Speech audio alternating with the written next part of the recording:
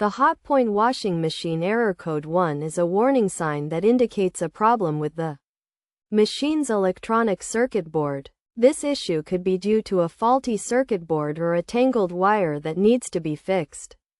The error code signifies that the machine's motor has a short circuit, resulting in abnormal operation, with some or all of its functions becoming unselectable. This problem is known as a printed circuit board failure, and it may require replacing the control board.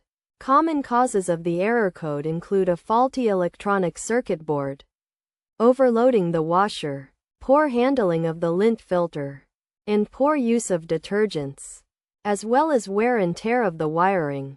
If the wires are old or damaged, the machine is likely to display this error code.